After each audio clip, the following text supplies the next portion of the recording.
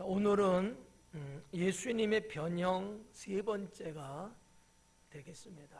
그래서 이제 1절서부터 13절까지 오는데 석주 만에, 세 주 만에 이제 오늘은 기필코 마칠 거예요. 그래서 오늘 8절부터 13절까지가 되는데 한 절 한 절 읽으면서 강해하도록 그렇게 하겠습니다. 우리 한번 서로 인사 한번 할까요? 뭐라고 인사하냐면 오늘도 승리하셨습니다라고 인사하겠습니다.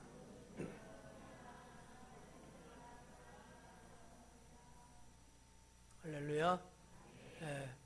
오늘도 여러분 승리하셨습니다. 8절 같이 읽겠습니다. 문득 둘러보니 아무도 보이지 아니하고 오직 예수와 자기들 뿐이었더라. 아멘. 이 8절에 있는 말씀은 지금 7절에 나타나고 있는 상황에 대한 다음 액션이에요. 다음 상황을 지금 기록을 한 건데 문득이라는 단어를 썼어요. 이게 조금 지금 제자들이 예수님과 모세와 엘리야 그리고 하늘에서 들려오는 음성을 들었을 때의 상황이 조금 보충해서 말씀드리면 원어적인 표현이에요. 우리 성경은 지금 문득이라는 단어를 썼는데 이거 아니고 원어에는 어떤 의미냐면 갑자기, 그러니까 순식간에, 급하게 이런 의미예요. 그러니까 지금 예수님이 두 선지자하고 대화할 때는 그 광경을 보고 있었어요. 맞죠? 맞아요? 틀려요? 저녁 예배 이제 안 봐줄 거야. 맞죠? 쳐다보고 상황을 알고 있는데 그러는 중에 하늘에서 하나님의 음성이 들려온 거예요. 어떻게 들렸을까? 지지배배 이렇게 들려왔을까? 아니면 소곤소곤 이렇게 들려왔을까? 어떻게 들렸을 것 같아요? 그렇지. 무식하게 말한다. 큰 소리라고. 큰 소리는 맞는데 웅장하게, 정말 엄청난 우레와 같은 소리 같은. 대부분 하나님께서 하늘로부터 말씀하실 때는 우리 이 시대로 말하면 서라운드, 하여튼 그런 거 있어. 뭔가 이제 쉽게 말하면 스테레오 소리처럼 소리가 그렇게 울리는 거예요. 근데 지금 이 세 제자들은 말이죠, 그러는 주님의 하나님의 음성을 들을 때 어땠을 것 같아요? 뭐야? 이랬을 것 같아요? 어땠을 것 같아요? 송 집사님. 그건 다 알지. 그죠? 무서운 거는 이제 유대인들에게 있어서는 기본적인 거예요. 두려워 떨며. 왜냐하면 사람이 하는 말이 아니고 하늘로부터 들려오는 음성이니까 유대인들은 누구나 할 것 없이 두렵고 떨었어요. 그 행동이 어떻겠냐는 거죠. 행동이 땅바닥에 바짝 엎드린 거야. 엎드려 볼래요? 조심해. 의자에 또 맞박도 딱 또 찌면은. 그러니까 음성이 들려올 때 하나님의 음성이다 짜잔 막 이런 게 아니고 아유 하고 그들은 엎드렸을 거라는 거지. 이것이 이스라엘 백성들의 기본적인 모습들이었어요. 자, 이거를 생각을 하셔야지 8절 말씀 이해가 가는 거야. 7절까지는 7절의 말씀은 여호와 하나님이 말씀하시기를 이는 내 사랑하는 아들이고 너희는 그의 말에 순종하라, 이 음성이 들려온 거야. 근데 갑자기 문득 돌아보니 이렇게 말이 좀 안 맞잖아.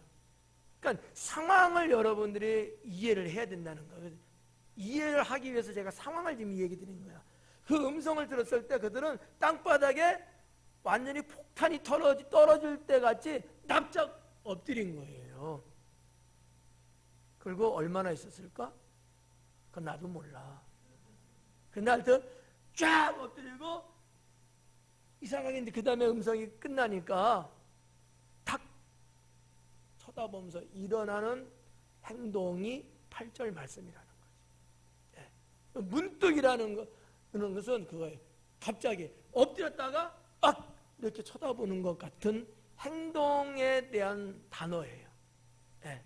어떻게 보면은 의태어라고 이제 볼 수도 있지. 의태어. 행동을 표현하는 모습이니까 그렇게. 한번 해볼래? 누가 해볼까? 원준이 한번 해볼래? 이것을 여러분이 조금 생각을 하고 8절, 9절로 내려가면 도움이 좀 되지 않을까라는 생각을 하는 거죠. 자, 문득 둘러보니 엎드렸다가 하고 안 보이니까 어떻게 된 거야? 이렇게 둘러봤다는 거야. 사방을 서치를 쫙 한 거야. 쫙 스캔을 뜬 거야. 근데 아무도 없어. 아니, 방금 전에 분명히 세 분이 계신 거를 우리가 보고 있었고 하늘부터 음성이 들려서 납작 엎드려갖고 했는데 딱 보니까 안 보여. 모세와 엘리야는 다시 떠난 거예요. 그럼 예수님하고 세 제자만 이제 남아있는 거죠. 그 내용이에요. 문득 둘러보니 아무도 보이지 아니하고 오직 예수님과 자기들 뿐이었더라 라는 거죠. 자, 모세와 엘리야가 나타날 때도 저 멀리서부터 조금 가까이 오면서 막 해갖고 보인 거 아니었잖아요. 떠날 때도 바람과 함께 사라져버린 거예요. 그런 영화 제목이 있었어. 그냥 한순간에 싹 사라졌다는 얘기예요. 이 무슨 얘기냐 하면 하나님께서 하시는 일이었다라는 얘기입니다. 사람이 하는 일 같으면 그럴 수 없잖아요. 뭔가 어떤 시간의 어떤 점진성이 있잖아. 그렇잖아? 갑자기 나타날 수 있어요? 또 갑자기 없어질 수 있어요? 안 되거든. 그 사람이 할 때는 그렇지만 하나님이 하시는 일에는 이렇게 한순간에 확 바뀌어지는 이러한 일들. 왜? 주님의 권능으로 하시는 거기 때문에. 권능으로 하시는 것 때문에. 여러분 봐봐요. 자, 엘리야 선지자가 그 옛날 얘기해도 되나? 머리 아플 텐데. 숫자 얘기인데. 엘리야 선지자가 아하방과 아하시아 왕 때 활동했던 선지자거든요. 아하방은 들어봤죠? 아하시아는 잘 몰라. 아카시아는 알아도. 네. 아하시아는 아하방의 아들이에요. 대를 이제 물려받은 건데 그때 활동했던 선지자입니다. 그때가 주전 875년이었어요. 850년까지. 그러면 몇 년 했어요? 한 25년? 875년에서 850년이니까 한 25년 했죠? 예, 그때 이제 활동할 때인 거야. 자, 여러분이 다 알고 있는 사건 하나만 이야기할게요. 비가 안 오는 것 때문에 엘리야 선지자가 하나님 앞에 기도합니다. 그죠? 예, 머리를 두 무릎 사이에 집어넣고 간절히 기도하고 한 번 보고 또 하고 7번째 하면서 저 바다 위에 떠있는 손바닥만한 구름을 보고서 아하방에게 뭐라 그래요? 빨리 마차 타고 궁궐로 들어가라. 비 맞기 싫으면 좋은 말 할 때. 네. 지금 비가 안 와갖고 난리잖아요 사실은. 그러니까 그럴 때는 어때요? 비 맞아도 좋아. 맞는 게 이게 축복인 거지. 근데도 왕이니까 선지자가 아하방한테 그렇게 하니까 아하방이 어때요? 아니야, 무슨 일이 하는 거야? 나는 비 맞는 게 좋다고 그랬잖아요. 그죠? 장로님. 아니. 어때요? 이삭 권찰님. 어땠어요? 아니었어요? 우리 동네는 그랬는데. 그러니까 아하방이 그 말을 듣고 바로 마차에 올라타서 달렸다고요. 비 안 맞으려고. 근데 엘리야 선자는 아하방이 마차 타고 도달한 것보다 먼저 엘리야 선자는 갔다는 거지. 이게 가능해요? 엘리야 선자는 걸어갔든지 말도 안 탔을 거야. 가면 걸어서 가는 게 마차로 달려가는 것도 빠를 수 있습니까? 모닝이 그랜저를 쫓아갈 수 있겠어요? 아무리 요즘 자동차들이 다 좋아도 급이 있잖아, 급이. 그러면 어떻게 해서 엘리야 선자가 그렇게 갈 수 있었던 거예요? 하나님의 권능으로. 요거 지금 말씀드리려고 이렇게 길게 지금 제가 이해 가시죠? 그러니까 나타날 때도 하나님의 권능으로 두 선지자가 나타났지만 주님이 그들을 다시 부를 때도 권능으로 불렀기 때문에 순식간에 싹 없어져 버린 거예요. 시간이 걸리잖아요. 시간의 문제가 아니라는 얘기죠. 이거를 여러분들이 뭐라고 해야 되나? 성경에서 우리에게 보여주고 알려주는 영적인 신앙이라는 거예요. 이런 거를 이제 못 믿으면 하나님의 절대성, 하나님의 어떤 신성과 이런 것들은 믿을 수가 없는 거예요. 네. 근데 성경에 이런 말씀들이 많이 있지 않습니까? 이따가도 이제 이 부분에 대해서 다시 한번 언급을 할 거예요. 똑같은 내용은 아니지만, 네. 자, 이런 내용을 여러분이 좀 8절 속에서 그냥 외우지는 않아도 그렇구나 이 정도 알면 유익하죠. 자, 9절을 같이 읽습니다. 그들이 산에서 내려올 때에 예수께서 경고하시되 인자가 죽은 자 가운데서 살아날 때까지는 본 것을 아무에게도 이르지 말라 하시니 아멘. 자, 예수님께서 이제 제자들과 산에서 내려가시는 중이에요. 내려가시면서 제자들에게 일렀어요. 경고했어. 뭐라고 했어요? 너희들이 지금 쫙 봤는데 그런 것들을 내가 죽은 자 가운데서 살아날 때까지는 아무에게도 말하지 마라. 알았지? 하고 경고했다는 거예요. 그러니까 번역이 지금 경고라고 했잖아요. 그냥 하는 얘기는 아닌 거야. 주님이 강하게 일러두는 말씀이었다는 거지. 다르죠, 그거는? 그러면 안 돼. 하지 마요. 이 정도가 아니라는 거야. 강하게 주님이 어필하신 거야. 그만큼 중요한 거죠. 왜요? 왜 예수님이 이런 되어진 일, 보여진 일을 왜 말하지 말라고 그랬어요? 뭐가 그렇게 중요하기 때문에? 뭐 때문에 그런 거죠? 에? 나 기 정상이던데 좀 크게 한번 말해봐요. 때가 안 돼서. 무슨 때? 그렇게 말하면 섭하지. 정확하게 말하면 무슨 때예요? 예수님이 메시아이심을, 좀 이 말을 또 다른 말로 말하면 부활하시는 그때 있잖아. 구원의 하나님이 백성들에게 보여주시는 구원의 때잖아요. 그죠? 이것이 좀 더 정확하게 말하면 메시아로 인정되고 선포되는 때거든요. 그때가 안 된 거야. 이거는 우리가 계속해서 지금 봐왔던 사건이죠. 똑같은 맥락이에요. 그때가 안 된 거야. 근데 그 말해버리면 안 되거든. 하나님의 정하신 때에 예수님이 고난받고 십자가에 달려 돌아가시고 부활하시고 승천하시고 이렇게 진행이 돼야 되는데 이 때에 어긋나 버리면 뭐가 문제일까? 문제 중에 하나는 구약의 선지자를 통하여 예언해 놓으신 그 말씀이 어긋나 버려요. 뿐만 아니라 원래 하나님의 계획하심이 있잖아요. 구원의 계획. 이거 자체도 틀이 흐트러져 버려요. 그러면 이건 앞뒤가 안 맞는 거야.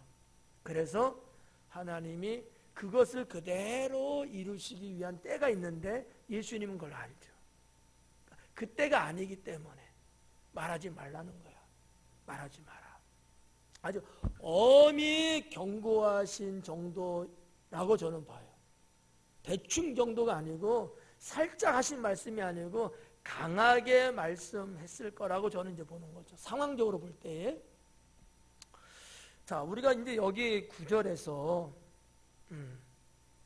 인자가 죽은 자 가운데서 살아날 때까지는, 자, 인자가 죽은 자 가운데서 살아날 때까지는 이렇게 말했어요. 근데 이 예수님께서 사용하신 살아날 때라고 하는 단어가 있는데, 이게 이제 뭐 살아난다는 거로도 번역을 할 수 있지만 좀 더 정확하게는 일어난다라는 뜻이거든요.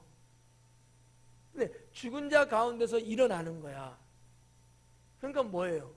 살아나는 거거든. 그러면 여기 시체들이 있는데 나는 죽지도 않았는데 내가 거기 누웠다가 일어나는, 이걸 말하는 건 아니에요.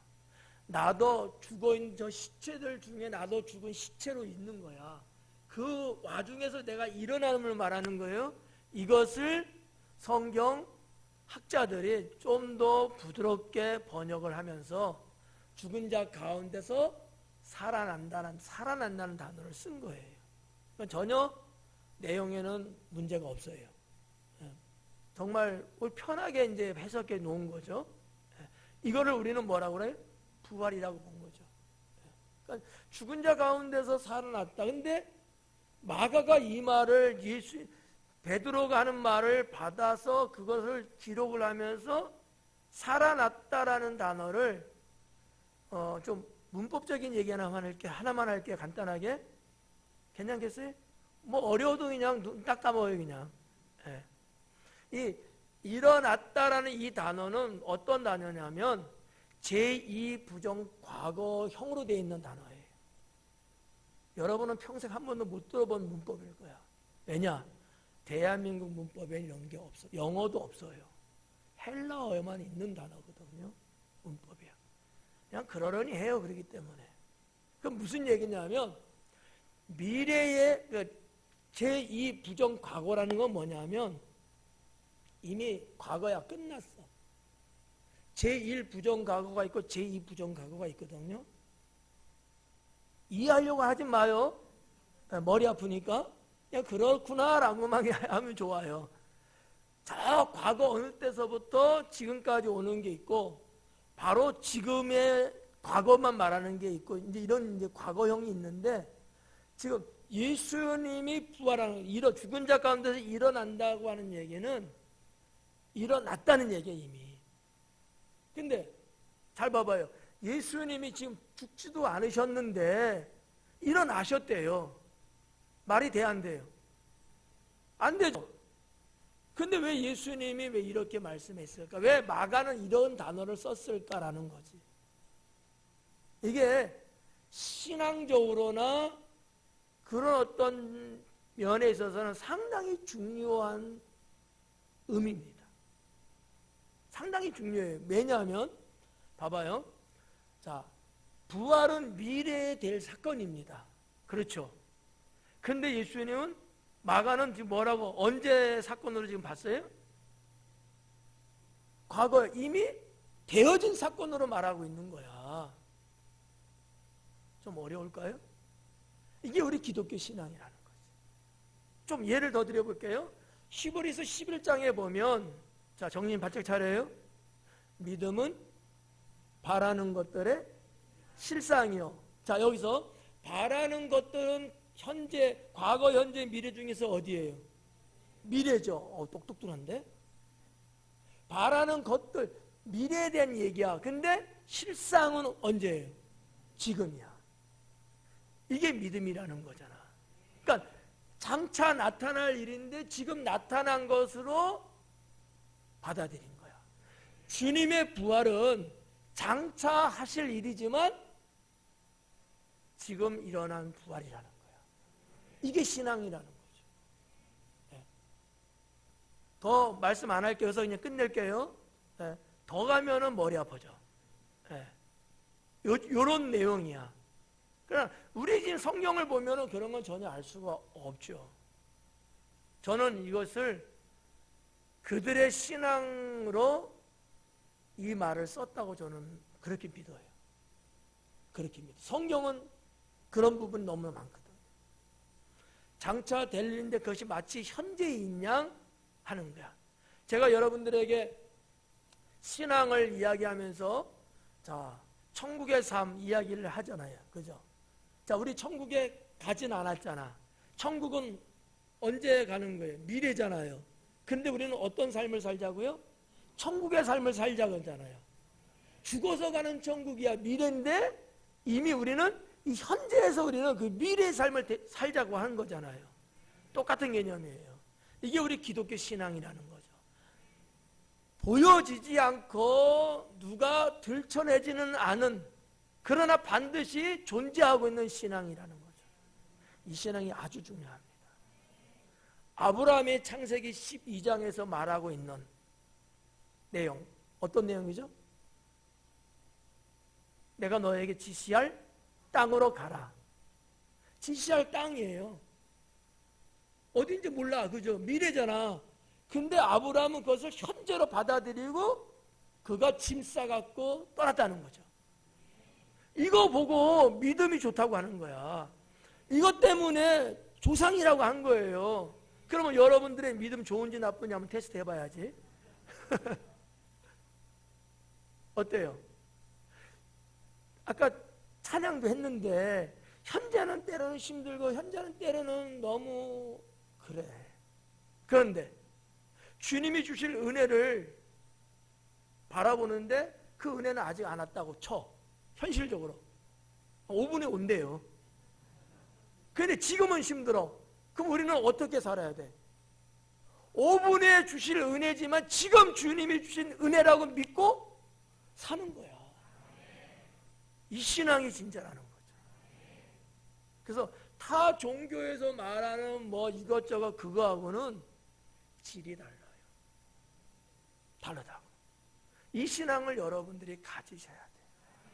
그러면 이 신앙이 있으면요 세상을 사는데 전혀 문제가 안 돼요.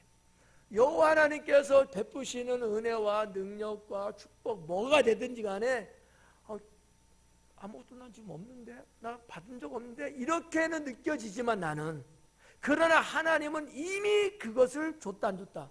이미 주셨다고 하는 거지. 내가 못 느낄 뿐이야. 내가 그걸 모르고 있을 뿐이지 주님은 이미 주님의 손에서 떠났어요.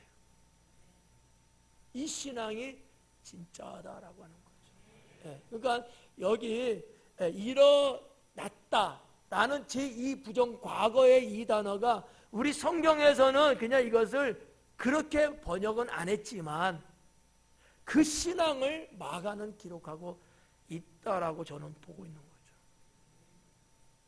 어떻게 좀 이해가 되시죠? 저의 이 신앙이 여러분 볼 때는 어떻게 잘못된 것 같아요? 저 목사님 사기꾼이네? 뭐 이렇게 느껴지셔야, 아니면 아 그렇구나 이렇게 느껴지셔요. 뒤에 거죠? 감사해요. 네. 그렇게 인정해 주셔서 목 아프다.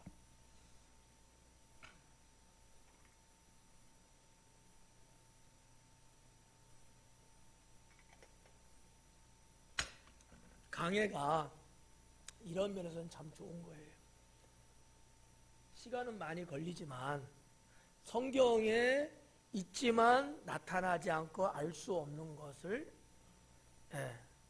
연구하고 찾아서 성도님들에게 이렇게 공급해 드릴 수 있다는 거, 이게 상당히 고차원적인 거죠. 그냥 저 혼자 자화자찬했어요. 좀 더 볼게요. 자, 살아날 때까지 본 것을 아무에게도 이르지 마라. 누가 되든지 간에 아무에게도 말하지 마라. 이렇게 말씀하고 있는 거예요. 사실 예수님은 그분이 곧 하나님이다라는 거 여러분 다 갖고 있는 신앙이죠. 근데 예수님께서 하나님 나라가 임하는 때, 다시 말해서 주님이 부활 승천하시고 다시 재림하시는 그때는 누가 한다 그랬어요? 아무도 알지 못한다 그래서 나도 모른다 내 아버지만 아시느니라 그랬잖아요. 이러한 예수님의 어떠한 신앙 사상이 이런데도 그대로 묻어 있다고 하는 거죠. 아무에게도 말하지. 우리 같으면 입이 근질근질해갖고 말하고 싶은 거지. 말 안 하면 밥 안 먹을 거야 그냥. 그런데 예수님은 이것이 지금 드러나기는 이미 아직은 일러 말하지 마라 이렇게 본 거예요. 그래서 제가 볼 때는 주님이 좀 더 제자들에게 강조하지 않았겠는가라는 거죠. 자, 여기서 부활이라는 단어는 안 나왔습니다만 의미적으로는 부활이 나왔어요. 유대인들이 가지고 있는 부활의 개념이 있습니다. 유대인들. 자, 유대인들은 뭐 무슨 파가 많아. 쪽파, 양파, 뭐 파가 많거든요.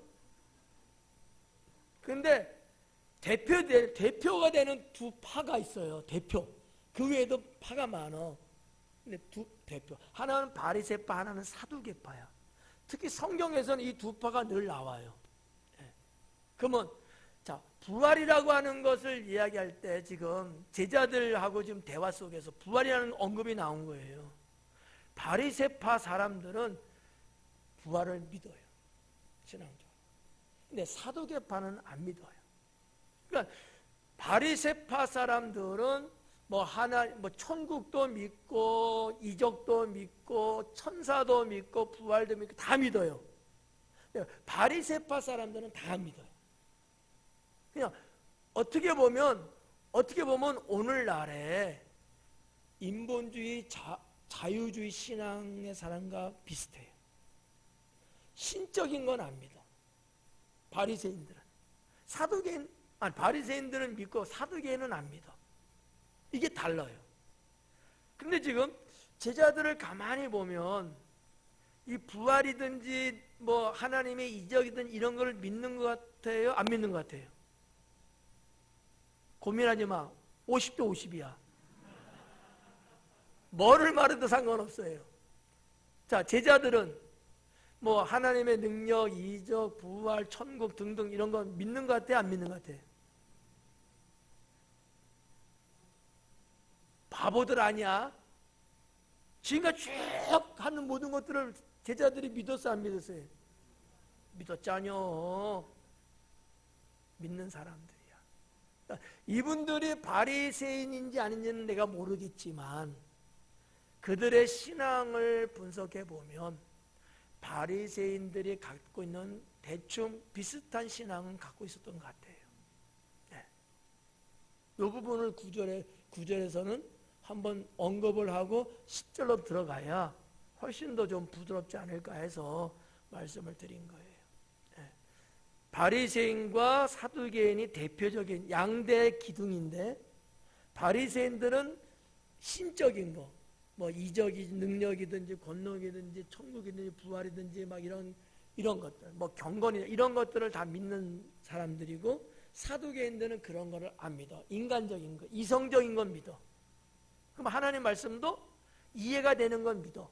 자기들 머리로 이해가 안 되는 건 안 믿어. 이게 사두개인들이에요. 구별 확 가죠? 네. 자, 넘어갈게요. 10절 같이 읽습니다. 그들이 이 말씀을 마음에 두며 서로 문의하되 죽은 자 가운데서 살아나는 것이 무엇일까 하고. 아멘. 자, 예수님께서 아무한테 말하지 마 이렇게 이야기를 하시자 제자들이 ቃ우뚱했어요. 그 말을 듣고. 그게 10절이죠. 그들이 제자들이에요. 제자들이 예수님이 하신 말씀을 마음에 두며 마음에 뒀어요. 마음에 뒀다는 얘기는 무슨 의미냐면 마음에 새겼다는 얘기야. 우리가 이제 자주 사용하는 용어 중에 있잖아요. 마음판에 새긴다 이런 말들 하잖아. 우리가 기도할 때도 그런 거예요. 그냥 마음에 둔다라는 것은 소극적이고 좀 뭐랄까 약해요. 표현이 원래 원어로 볼 때 마음에 새기다라는 게 정답이에요. 그들은 예수님이 하신 말씀을 경고하셨잖아. 그거를 마음에 새겼어. 꽉 세웠어. 강하게 자기 마음에 딱 고정시켰다는 거예요. 그러면서도 은근히 이상한 거야. 뭔가 좀 찝찝해. 그렇잖아. 우리가 여러분 같으면 마음에 새겼으면 끝이잖아. 아멘 하고 끝났잖아. 근데 제자들은 마음에 새겼는데 어딘가 모르게 좀 이상한 거예요. 그 말씀이 지금 10절에 나온 거예요. 마음에 두며 서로 문의하되.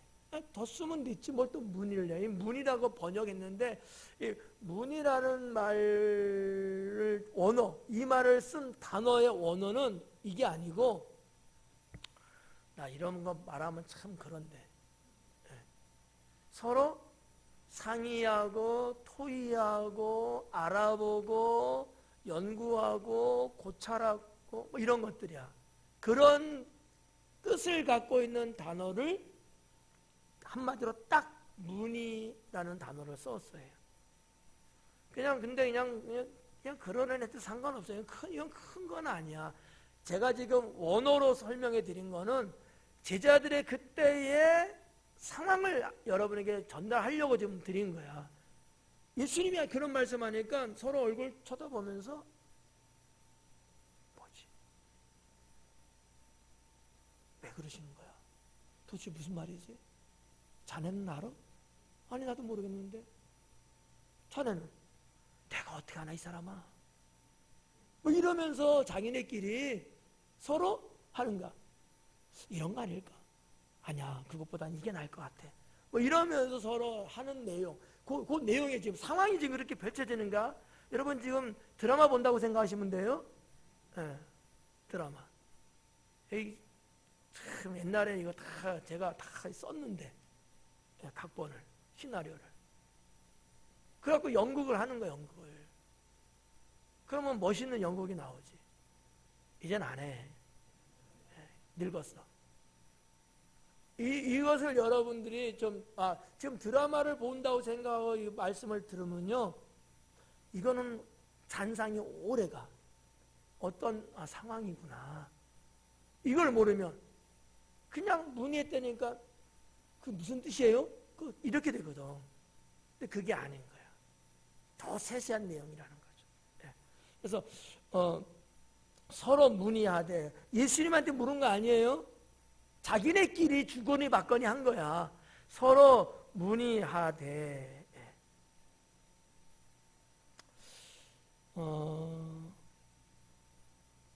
죽은 자 가운데서 살아나는 것이 무엇일까? 이렇게 자기네끼리 서로 아니 죽은 자 가운데서 살아나는 게 도대체 뭘 말하는 거야? 이러는 거야. 이해 가시죠? 그게 뭘까? 뭐지? 뭐야? 빨리 말해봐. 이러는 거야, 자기네끼리. 근데 그럴 수밖에 없지. 이걸 설명해 드리려고 하는 거지. 그래서 지금 서로는 엄청나게 제가 밑밥을 깔았어, 지금. 왜 제자들은 예수님이 죽은 자 가운데서 다시 살아난다는 이 부활에 대한 것을 들었음에도 불구하고 왜 거기에 대해서 까우뚱했을까? 라는 거예요. 이유가 있죠. 유대인들이, 이스라엘 백성들이 가지고 있는 부활과 예수님이 말씀하는 부활은 전혀 서로 틀려버려요. 우리가 지금까지 알고 왔던 부활이 아닌 거야. 특히나 제자들은 예수님의 부름을 받고 지금 계속 쫓아다니면서 제자의 사역을 하지 않습니까? 그러면서 여전히 그들의 마음 한구석에는 무슨 욕망이 있었을까? 세상에서 출세라고 하는 거 있단 말이에요. 예수님이 메시아라는 것까지 아직 도달은 못했지만 그래도 우리 선생님이 뭔가 우리나라를 구원해낼 만한 그런 사람이란 것까지는 같다고. 자리 한 가닥 정도는 생각하고 있었던 게 있어요. 근데 더군다나 지금 부활이라든지 뭐 예수님의 간혹 메시아라는 언급을 했단 말이지. 이런 것 퍼즐을 이게 조합을 딱 해봤을 때에 이건 아니잖아. 메시아가 오면은 그냥 삐까뻔쩍하게 우리나라가 갑자기 쫙 부흥하고 발전하면서 멋있게 지금 우리는 지금 형편없이 살아가는데 이게 다 바뀌는 거 아니야?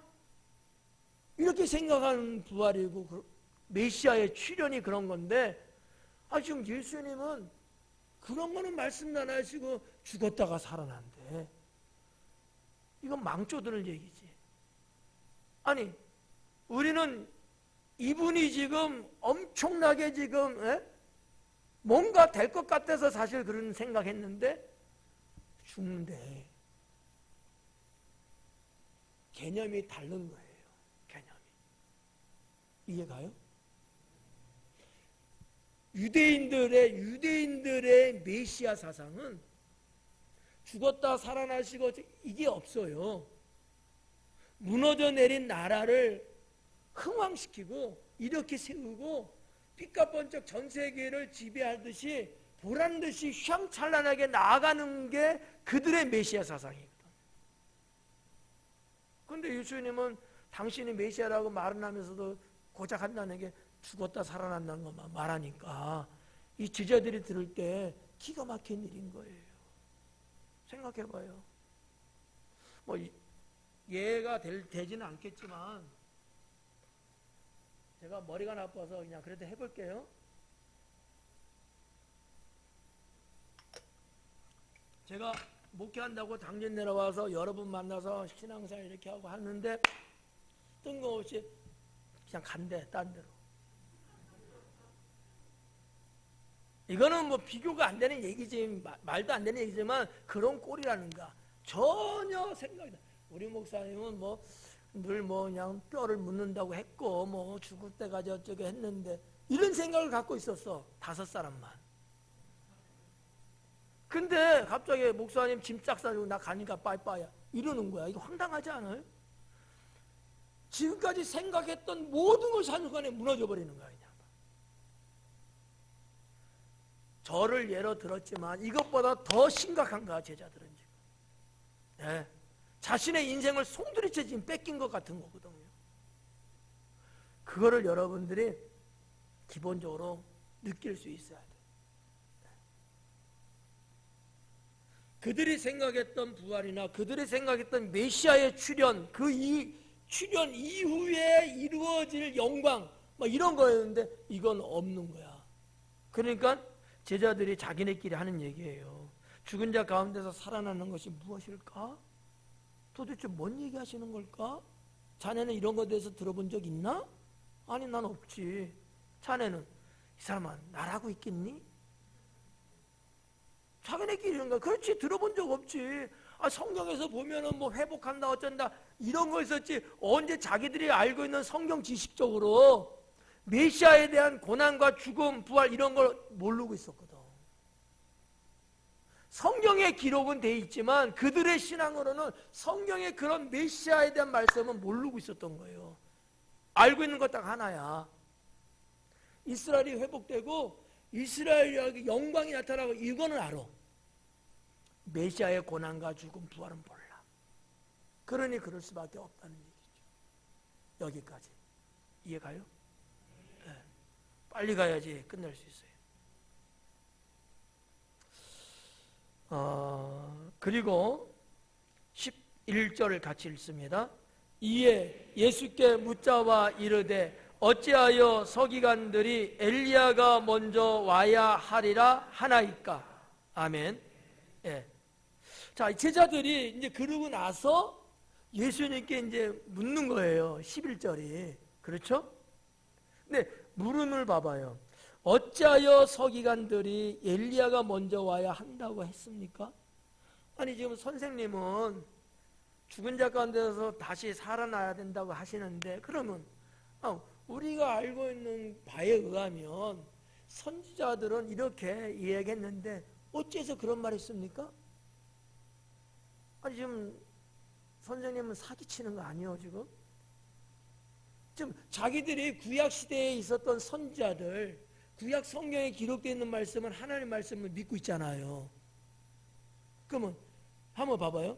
구약의 선지자의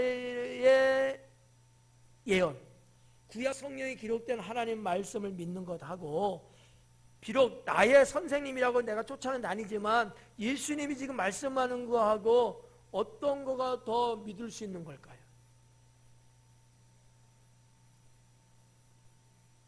여러분 말고 제자들 고민하지 말고, 제자들은 구약의 선지자나 구약 성경에 기록된 이 하나님의 정령 말씀을 믿는 것하고 지금 예수님이라는 이분을 내가 지금 쫓아다니는 이분을 하는 말을 믿는 거하고 어느 쪽이 더 신빙성이 있냐고, 제자들의 입장에서는.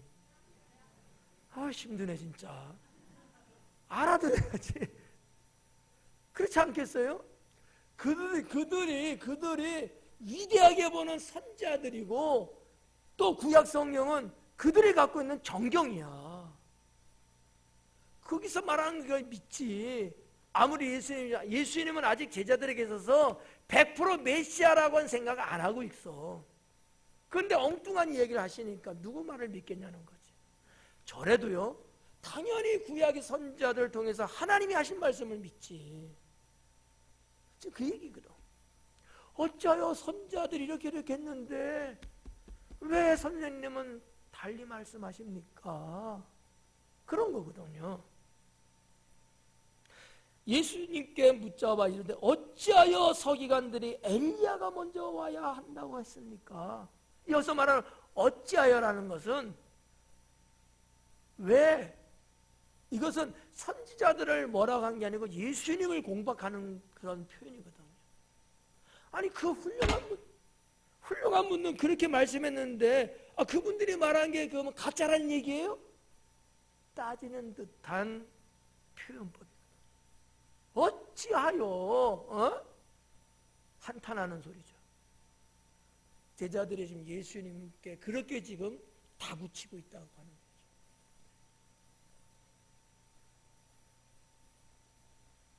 어찌하여 서기관들이 엘리야가 먼저 와야 하리라. 자, 엘리야가 먼저 와야 된다라는 것까지는 알고 있어요. 그러면 예수님은 죽은 자 가운데 살아났다라고까지 말씀하셨고, 지금 제자들은 선지자의 말에 의하면 엘리야가 먼저 와야지만이 그 다음 수순이 이루어진다는 거야. 회복에 대한 문제가. 이 회복은 메시아 출현을 말하는 거예요. 같은 거야. 그럼 엘리야가 왔어요, 안 왔어요? 네? 왔어요, 안 왔어요? 왔어요? 언제? 네? 누구? 세례 요한? 안 와서 그건 세례 요한이지. 엘리야는 안 왔어. 실제 엘리야가 왔어요? 실제 엘리야는 안 왔어. 대답한 말은 내가 알아듣겠는데, 내가 엘리야 왔냐고 물어봤잖아. 엘리야의 사명을 가진 사람이 왔냐고 묻는 게 아니고 엘리야가 왔냐고. 진짜 안 왔거든. 제자들은요, 잘 들어요, 엘리야의 사명을 가진 사람이 오는 것을 기다린 게 아니야. 구약 성경 말씀에 의하면 엘리야가 온다고 했기 때문에 진짜 엘리야가 다시 천국에서 다시 오는 거로만 믿고 있었어요. 왔어요, 안 왔어요? 장로님 왔어, 안 왔어? 못 봤어요? 나는 봤어. 안 왔다는 거야. 즉 이거 갖고 지금 논쟁하고 있는 거, 그죠? 와야지 그 다음 수순이 이루어지는 건데 오지도 않았는데 지금 선생님은 지금 부활을 이야기하고 있잖아요. 틀렸다는 얘기야. 네. 이 정도로 지금 상황이 심각합니다. 제자들은 믿을 수 없는 거야. 제자들. 제가 이스라엘의 회복에 대한 엘리야와 이스라엘의 회복에 대한 것은 지난 주에 제가 설명해 드렸죠. 엘리야는 이스라엘의 회복을, 그죠? 모세는 여호와의 구원을, 그렇죠? 서로 다르죠, 사명이. 지금 엘리야의 회복을 이야기해요. 이스라엘 사람들에게는 지금 뭐가 중요하다고 그랬어요? 회복이 중요한 거야. 구원이 중요한 게 아니야. 회복이 중요하거든. 더군다나 엘리야 선지자 때도 아방의 박해, 아방의 비도덕한 왕정 정치, 백성들을 무시하고 자기의 이익을 위해서 착복하는 이런 부조리 뭐 등등을 할 것 없이 엄청났어. 거기다가 뭐가 큰 문제? 유대인들이 볼 때예요. 아방은 북이스라엘 왕이야. 아무튼 그 백성들이 볼 때 뭐가 가장 큰 문제였냐면 그의 아내가 누구죠?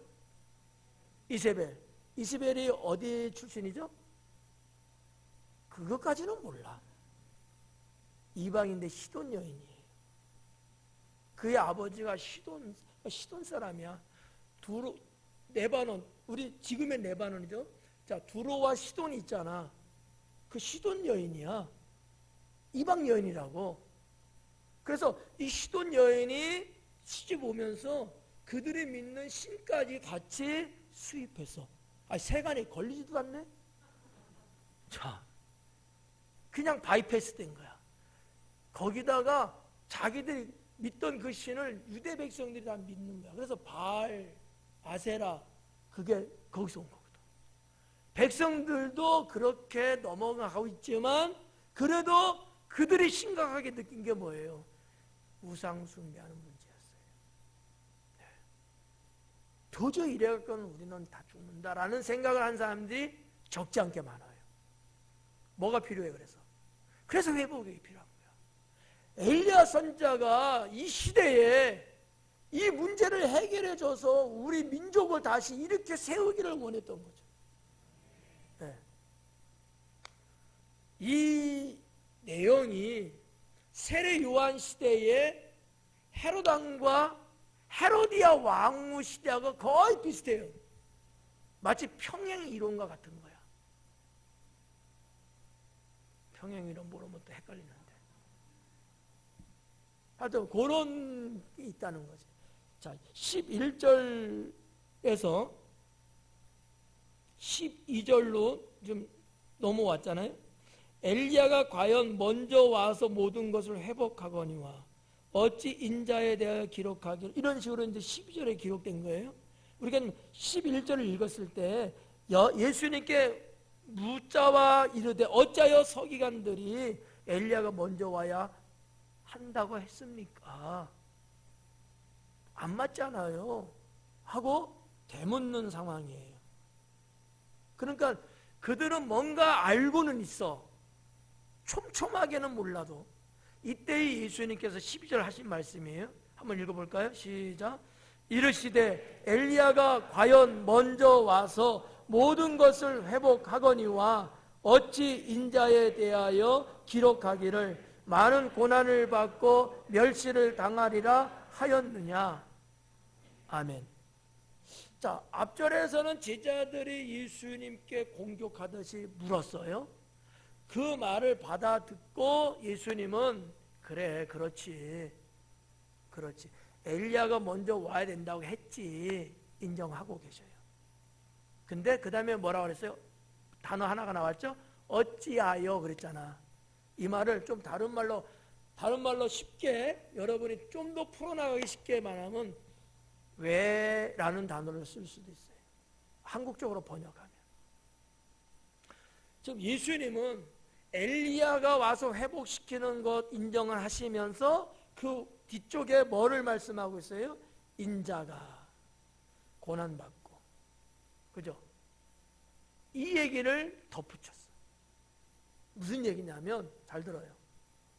너희들은 선지자를 통하여 엘리야가 먼저 와서 회복시키는 것만 알고 있는 거야. 하나님은 성경에 메시아가 고난받고 죽고 부활하는 것까지도 말씀해놨어 라는 걸 설명해 주고 있다는 거죠. 정말 그럴까요? 아니면 예수님이 둘러친 걸까요? 예수님은 제자들보다 성경에 월등하게 뛰어납니다. 그분이 하나님이시고 그분이 하신 말씀이 기록된 거예요. 그러니까 예수님이 제자들에게 맞아, 너희들이 알고 있는 건 맞아. 그런데 예언된 바는 그것만 있는 게 아니고 인자가 와서 고난받고 죽고 부활하고 이것도 기록해놨다 라는 거예요.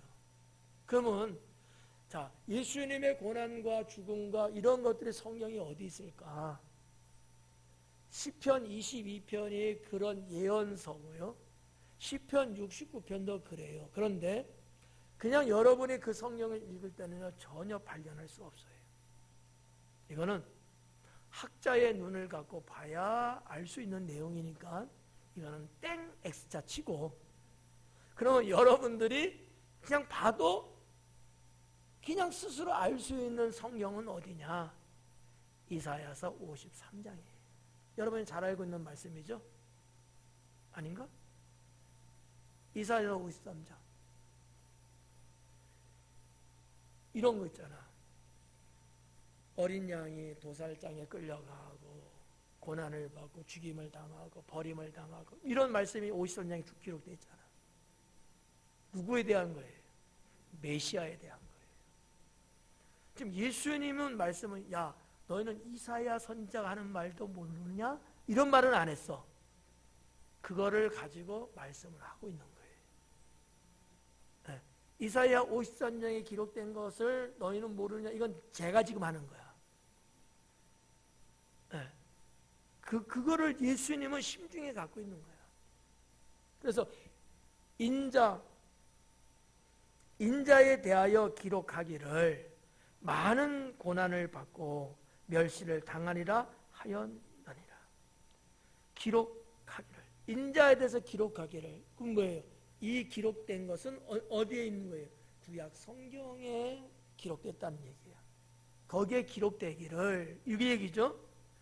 네. 고난을 받고 많은 고난을 받고 멸시를 당하리라 하였다. 네. 이것이 이사야서인데 예수님이 정말 이사야의 예언대로 그렇게 멸시와 고난과 죽음을 당하시는 그런 내용들이죠. 지난주에 말씀드렸나요? 엘리야가 와서 이스라엘을 회복시킨다고 하는 이 회복에 대한 성경이 어디 있다 그랬죠? 말씀 안 드렸나? 말라기서에 보면 말라기서 3장에 있고, 근데 3장은 조금 심의해요. 분명하게 볼 수 있는 것은 말라기서 4장 5절 6절에서 6절이에요. 거기에 보면 자식이 아비에게 돌아오게 만들고 아비를 자식에게 돌아가게 하고, 이 회복에 대한 말씀을 하셨어요. 말라기서에서. 자, 말라기서는 구약 성경의 마지막입니다. 말라기 선지자를 통해서 하나님이 하신 말씀이에요. 네. 이스라엘이 지금 다 무너졌잖아. 북이스라엘 왕국 무너졌죠. 남유다 왕국 무너졌죠. 완전히 초토화됐어요. 긁어도 약 200년 세월이 지금 오고 있는 거예요. 200년 세월. 말라기 마지막 부분에. 네. 희망이 없어요. 여기에 하나님이 선지자를 통하여 회복을 말씀하신 거예요. 이것은 이사야 선지자를 통하여 말씀하신 예언서 중에 구루터기 말씀이 있잖아. 똑같은 거예요. 내가 내 백성이 범죄함으로 인해서 그들을 심판하고 쳐냈어요. 그러나 뿌리채 뽑아내지는 않고 이쪽만 잘라내서 구루터기는 남겨놓은 거야. 구루터기는 나중에 회복시키려고. 그 이사야 선지자나 말라기 선지자나 같은 내용이라는 거죠. 네. 이것을 예수님이 말씀하고 있는 거예요. 네. 그래서 이제 기록하기를 많은 고난을 받고 멸시를 당하리라 하였느니라. 마지막 하나만 더 13절 같이 읽어요.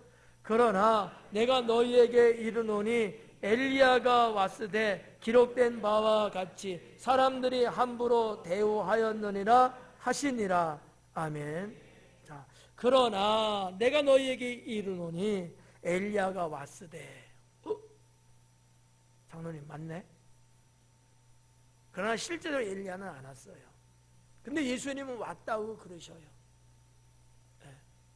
근데 우리가 이제 13절 딱 보면 눈치껏 알 수 있는데, 이 왔다고 하는, 예수님이 왔다고 하는 이 엘리야가 누구예요? 그가 세례 요한인 거야. 세례 요한. 그러면 실제적으로 엘리야가 천국에서 온 게 아니고 세례 요한이 엘리야의 사명을 갖고 온 거예요. 그러면 엘리야가 온 목적은 뭐야? 에? 단순하게 생각하세요. 그렇지. 단순하게 생각하려니까 머리도 안 좋은데 뭐 복잡하게 생각하려고 그래. 지금 회복에 대한 말씀을 계속 했잖아요. 그러니까 엘리야가 온 것은 회복이야. 근데 우리가 늘 알고 있는 기본적인 세례 요한에 대한 기본적인 생각은 뭐예요? 뭐 하러 왔다 그래요? 주의 길을, 주의 첩경을, 뭐 이런 거는 이것만 알고 있잖아. 근데 그것의 원조가 뭐냐? 회복이라고 하는 거예요. 회복. 그러니까 그렇다면 예수님이 이 땅에 오신 것도 뭐예요? 회복인 거예요. 제가 제목을 예수님의 변형이라고 했잖아. 지난주에 제가 그런 말씀 드렸잖아요. 했나? 잃어버린 형상을 되찾는. 우리는 하나님의 형상과 모양대로 지음 받았다고 제가 말씀 분명히 드린 거 기억하는데, 근데 죄로 말미암아 이 형상을 잃어버렸잖아요. 이 형상이 회복되는 거야. 그게 구원이거든. 네. 이런 말씀이 여기 이제 있는 거예요. 그러니까 세례 요한이 왔을 때 예수님이 이렇게 말씀했어요. 마태복음이나 누가복음에 보면 그렇게 기록했습니다. 세례 요한이 엘리야의 심정과 능력을 갖고 왔다고 기록했어요. 한 번도 본 적이 없죠, 그런 거. 그럼 수없이 성경 읽었다고 보고서 작성했는데 세례 요한이 왔는데 엘리야의 심정과 능력을 갖고 왔다고 분명히 마태복음과 누가복음에 기록해놨다고요. 지금 오늘 읽은 이 마가복음에서 예수님이 엘리야는 왔지만, 이 말씀 좀 이해 가죠? 그럼 예수님이 말씀한 것도 누구예요? 세례 요한을 지금 말하고 있는 거야. 네, 세례 요한을 엘리야의 사명 갖고 왔다는 얘기야.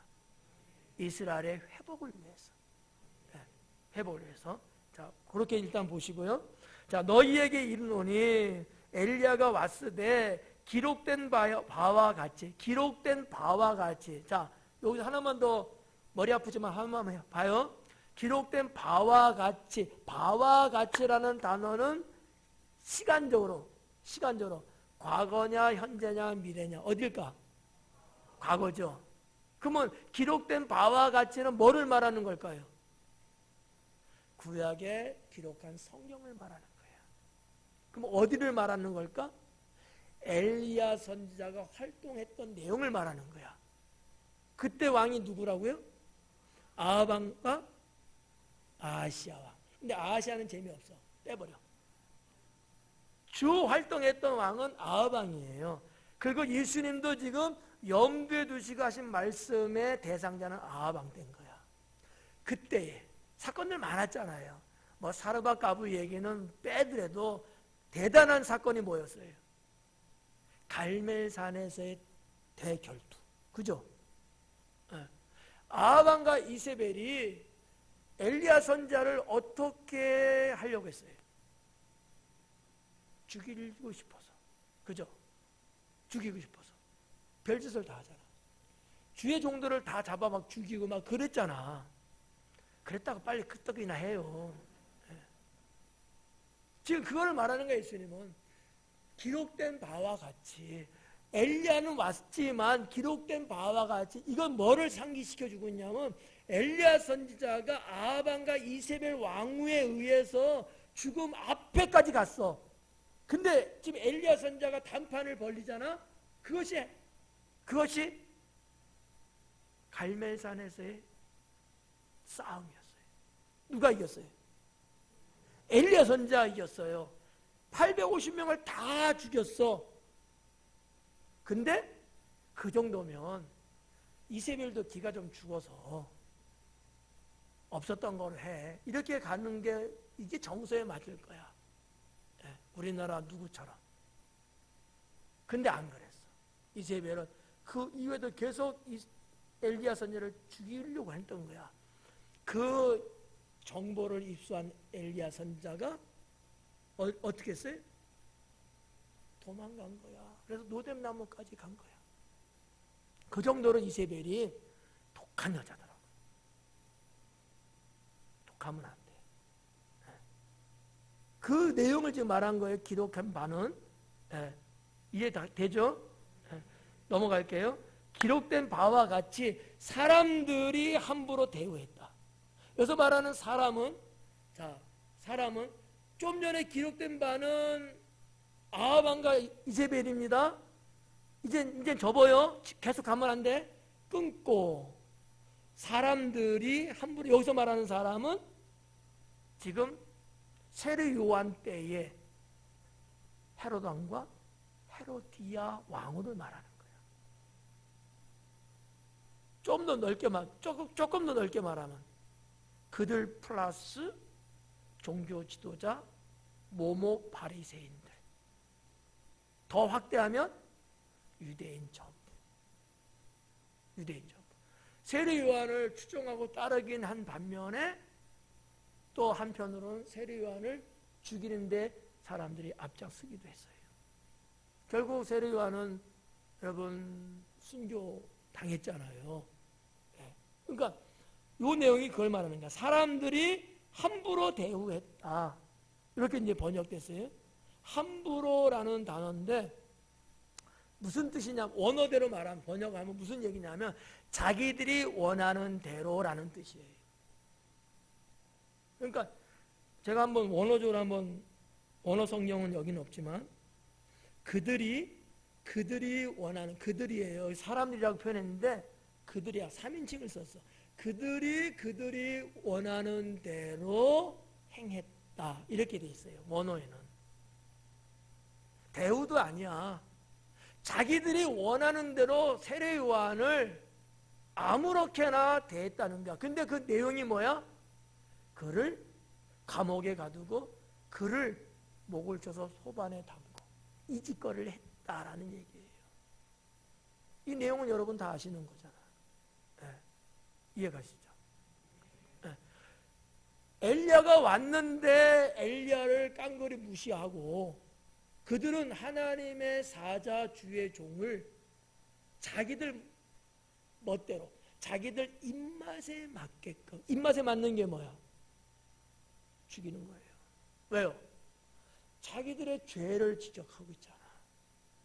자신들이 하나님 앞에 짓는 죄, 백성 앞에 짓는 죄, 부도덕하고 이런 죄, 지금 세례 요한이 광야에서 외치면서 그 부분을 계속해서 전하고 있었잖아요. 그걸 말하는 거야. 그건 싫지. 나래도 싫겠어. 얼마나 싫었겠어. 눈에 가시처럼. 그들이 원하는 게 그래서 뭐예요? 제거하는 거예요. 죽이는 거야. 다만 백성들이 좀 무서워서 신경을 좀 쓰이니까 함부로 못했을 뿐이지 이미 이 심령 속에서는 칼이 번쩍이고 있었던 거지.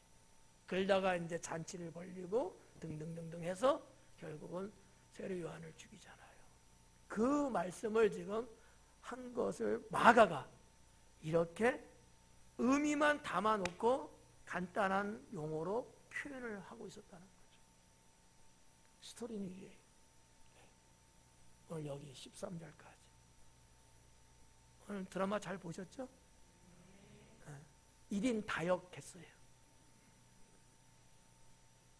자, 성경 말씀을 우리가 좀 더 심도 있게 내용을 들여다보고 시대 역사적인 거하고 아주 이렇게 해서 보면은 참 많고 재미있고 그러면 또 이제 기억이 또 오래 가죠. 제가 여러분들에게 이렇게 살을 좀 붙여서 해드리는 거는 그냥 제가 그냥 공상소설 써서 하는 건 아니고요. 그 시대 역사학자들이 쓴 책들이 있어요. 뭐 예를 들어서 뭐 이레니우스 같은 사람, 약 주 한 100년경에 이렇게 활동했던 학자, 철학자예요. 그분. 그분의 스승이 누구냐면 폴리갑이거든요. 폴리갑은 주 100년 시대에 그 서머나 교회 감독, 지금의 목사님이죠. 성지순례 때 서머나 교회 길렸었잖아요. 그분 폴리갑의 스승이 사도 요한이거든요. 그러면 우리가 일반 역사, 요세푸스도 역사가거든요. 100년. 예수님 제자 살던 그 시대의 역사가예요. 그분이 집필한 책이 있고 이레니우스도 있고 폴리갑도 있고 이렇게 많아요. 그런 고문서, 옛날 문서를 통해서 여러분에게 이렇게 게맛살을 살만 발라드리는 거예요. 너희가 게맛을 알아?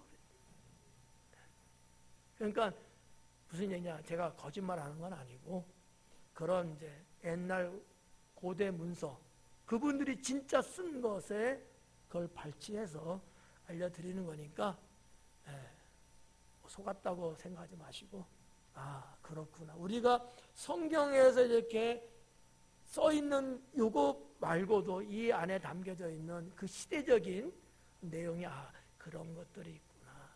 이렇게 그냥 하시면 좀 도움이 되지 않을까 생각됩니다. 기도하겠습니다.